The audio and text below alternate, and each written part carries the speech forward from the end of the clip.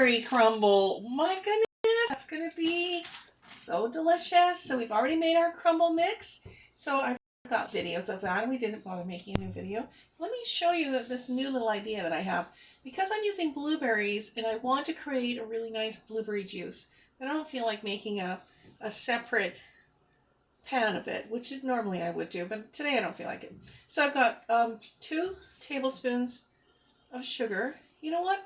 Let's do 3 tablespoons of sugar because blueberries need sugar to be tasty. They just do.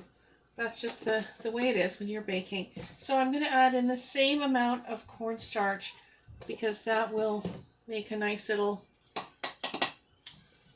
sauce. And that's going to bake while the sauce is going to create itself while I'm making, while the crumble is cooking. So I just want to mix this together. Darn it, I forgot to get another spoon out, which I should have done. So you're going to mix these two together so that they're nice and smooth. See how nice and smooth that is? This is going to be your base for any time that you want to make a sauce. So I have a cup of hot water. I'm just going to mix a little bit of it in too because it can be a little bit lumpy. You don't want any lumps. And normally I would make that little sprinkle and just sprinkle it right on top of the fruit. But today, this is my new idea. Because I want to create more sauce for those blueberries, I'm just going to add that in. So that's 3 tablespoons of sugar, 3 tablespoons cornstarch, and 1 cup of hot water. I used hot water so that it would melt a little easier. So there we go. There's that base. So now, let me get rid of this guy. Let's put some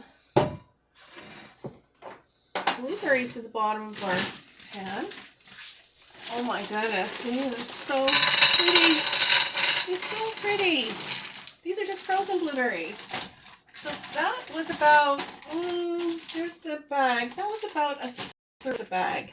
I did kind of want to know that as well because blueberries are expensive. Everything is expensive, but blueberries are really expensive. So I wanted to know how many crumbles can I actually get out of this. Plus, I might make a blueberry pie. So we're just going to take this sauce and pour it all over. See how easy? I mean, that couldn't be any easier. Why didn't I think of this years ago?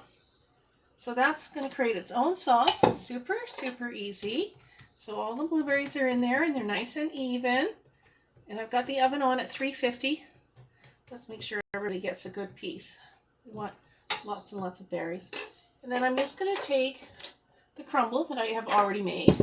And you know what? I used 1 brick of margarine and 1 cup of oil. And it was super easy. And that's way less expensive too. So keep that in mind. The oil was really lovely on crumble. It made it really, really crispy. Because remember I tried that and I was just experimenting to see how can I make this as delicious but less expensive because margarine is a stupid, stupid price now. Margarine is more than what butter used to be about a year ago. Now butter is insane.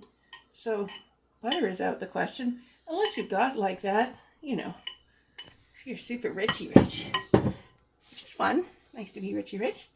Okay, so we're just going to push this crumble right to all of the edges. And then we're going to bake it at 350 for about 45 minutes, an hour. I like to leave it in for a long time because you want it to get really crispy. And the oil makes it super crispy. It's like delish. It's so good. And I like to have this in the fridge all the time because you can lose a lot of weight when you're eating any of the crumbles. Apple crumble, blueberry crumble, peach crumble, strawberry crumble. Whatever fruit you have on hand, put it in a crumble because it's kind of like having a pie, only it's super healthy.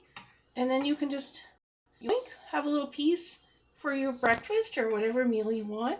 And you're going to get lots of oatmeal in every bite and it's going to be delicious. So I'm going to pop that in the oven.